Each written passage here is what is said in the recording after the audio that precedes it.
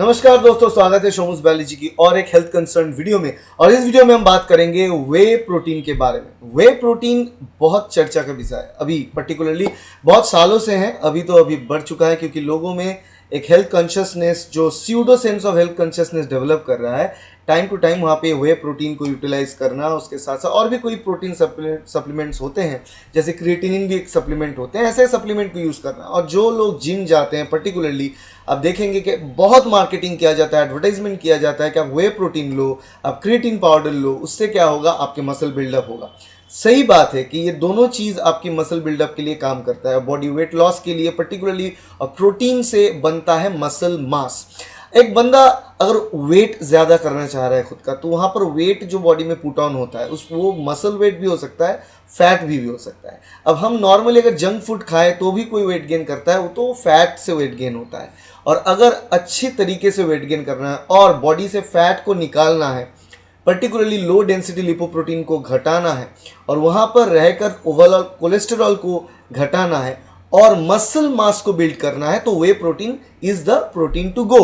और whey protein powder milk shake के साथ, कोई भी ऐसे हॉट बेवरेज के साथ मिलाकर लोग लेते हैं।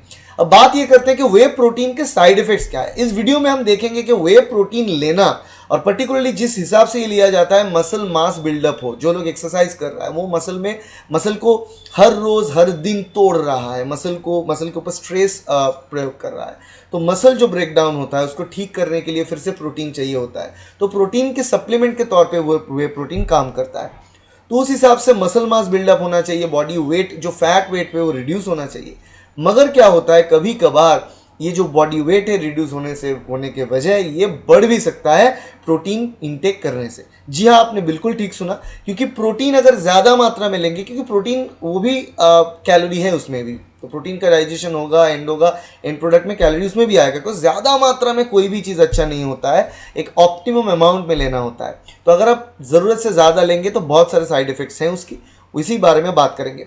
मगर उस बारे में बात करने से पहले एक छोटा सा आइडिया आपको बता दें कि ये जो वे प्रोटीन है वो करता क्या है। वे प्रोटीन कहाँ से मिलता है? ये एक प्रोटीन है जो मिल्क, दूध से मिलता है। अब दूध में दोनों प्रकार के प्रोटीन्स बहुत कॉमन है, एक तो वे प्रोटीन और एक केसिन। अब दूध को जब ये केसिन और वे प्रोटीन को सेपरेट किया जाता है, तब दूध से चीज़ बनता है। तो चीज़ बन जाता है तो अच्छी चीज़ तो हम खाते ही हैं, उसमें फैट ज़्यादा होता है, राइट, कार्बोहाइड्रेट भी होते हैं।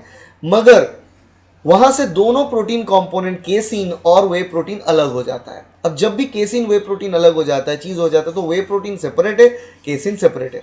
अब वे प्रोटीन में हम फिर से वो जो प्रोटीन पार्ट बाहर निकल के आता है, वे प्रोटीन, उसमें बहुत ज्यादा मात्रा में अच्छे एमिनो एसिड्स होते हैं। ऐसा 9 एमिनो एसिड्स रहते हैं, एसेंशियल एमिनो एसिड्स।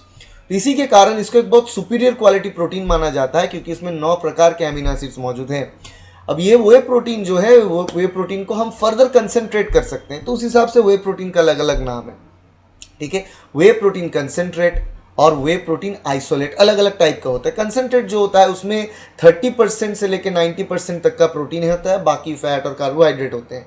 और वे प्रोटीन आइसोलेट जो होता है उसमें 90% सिर्फ और सिर्फ प्रोटीन होता है, बाकी 10% अलग चीज़ें होते हैं। तो जिन लोगों में कार्बोहाइड्रेट मतलब लैक्टोज, जो कार्बोहाइड्रेट, दूध का जो कार्बोहाइड्रेट होता है लैक्टोज, वो हजम करने की शक्ति नहीं है, जो लैक्टोज इंटॉलरेंट लोग होते हैं, वो पर्टिकुलरली वे प्रोटीन आइसोलेट को यूज़ करना उन लोगों के लिए ज़्यादा अच्छा रहता है। क्योंकि वे प्रोटीन कंसेंट्रेट जो होता है वो लोग अगर लेंगे तो लैक्टोज को डाइजेस्ट ना करने के कारण इनडाइजेशन हो जाएगा उनमें। तो ये चीज़ ध्यान रखते हुए आप प्रोसीड कीजिए। तो चलिए, वे प्रोटीन के बारे में तो आपको पता चला। अब देखो, वे प्रोटीन एक प्रोटीन है। प्रोटीन बॉडी में क्या है? लिटरली आप जिस चीज़ को देख रहे हो, अब मुझे देख रहे हो कि मैं एक्सप्लेन कर रहा हूँ, आप जिस चीज़ को देखते हो बॉडी में mostly made up with protein से। बाहर से ये सेल्स हैं, उसके अंदर बहुत सारा प्रोटीन हर एक जगह पर काम करता है, तभी जाके इंसान काम कर सकते हैं। और अगर डायरेक्ट रोल बताएं तो मसल, ये जो मसल है, मसल प्रोटीन्स, ये जो मसल प्रोटीन है, स्केलेटल मसल का प्रोटीन, ये प्रोटीन बहुत प्रोटीन जो हम इंटेक करते हैं उसका कंपोनेंट जाके स्केलेटल मसल को बिल्ड करने में मौजूद है। तो इसलिए अगर अच्छे प्रोटीन इंटेक आप करो, फैट इंटेक कम करो, कार्बोहाइड्रेट इंटेक कम करो, तो बॉडी में प्रोटीन मात्रा ज़्यादा आएगा। प्रोटीन की यूटिलाइजेशन से मसल मास तैयार होगा। नहीं तो आपके वेट जो है वो उतना भी नहीं बढ़ेगा जैसे कि फैट गेन से वेट बढ़ता है, मगर बॉडी ज़्यादा टोन्ड रहेगा, रिप्ड रहेगा। यही मस्कुलेचर बॉडी का नेचर होता है। अब बात करते हैं कि ये जो वे प्रोटीन है ये एक प्रोटीन, और प्रोटीन की बात ये होता है कि प्रोटीन जब डाइजेशन हो जाता है उसके बाद प्रोटीन को यूटिलाइज करने के लिए और प्रोटीन की ब्रेक डाउन के बाद उसकी जो टॉक्सिक एलिमेंट्स है वो यूरिया में कन्वर्ट होता है। ठीक है, तो ब्रेक डाउन कहाँ पर होता है, वो होता है लीवर पे। तो लीवर एक बहुत ही इंपॉर्टेंट ऑर्गन जो प्रोटीन को यूटिलाइज करने के बाद उसको ब्रेक डाउन करता है, यूरिया में तब्दील करता है। लोग सोचते हैं ना कि किडनी है हमारा जो है एक्सक्रीटरी ऑर्गन है, मगर उससे भी इंपॉर्टेंट रोल प्ले करता है लिवर, क्योंकि लिवर में ही यूरिया बनता है, किडनी में यूरिया नहीं बनता है। किडनी में जो है यूरिन फॉर्मेशन होता है, कंसंट्रेशन बनता है और बाहर निकलता है। तो जो प्रोसेस होता है प्रोटीन ब्रेकडाउन के बाद वो यूरिया कौन प्रोड्यूस करता है, लिवर में प्रोड्यूस होता है।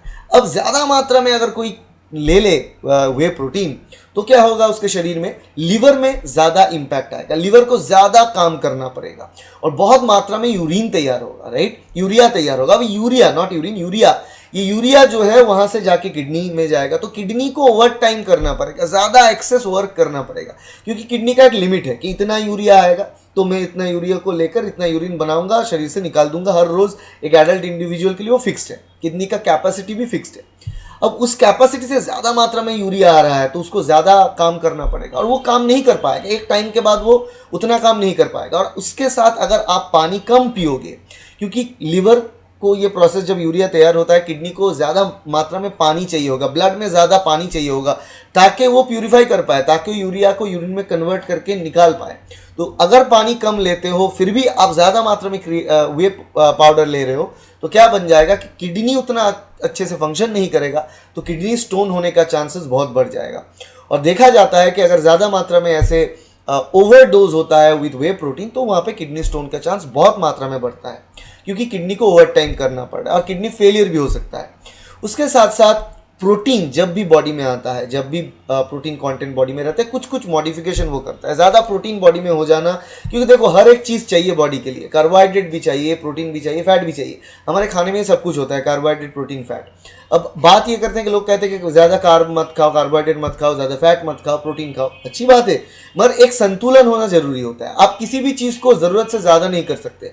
आप खाने से बिल्कुल कार्बोहाइड्रेट हटा दो, बिल्कुल फैट हटा दो, सिर्फ और सिर्फ प्रोटीन डाइट पे रह रहे हो और ऐसा आप सालों भर कर रहे हो, तो वहाँ पे जाके आपके बॉडी में कुछ चेंजेस आएंगे। और चेंज मतलब बॉडी में प्रोटीन यूटिलाइजेशन बढ़ने के कारण लिवर ओवर काम करेगा, आपका किडनी ओवर काम करेगा, तो उसमें दिक्कत आना मुमकिन है। और उसके साथ साथ क्या होता है कि बॉडी में प्रोटीन ज़्यादा आने के बाद वो बॉडी का जो नॉर्मल ब्लड का पीएच होता है उसको कम कर देता है, मतलब ब्लड का एसिडिक बना देता है ब्लड को।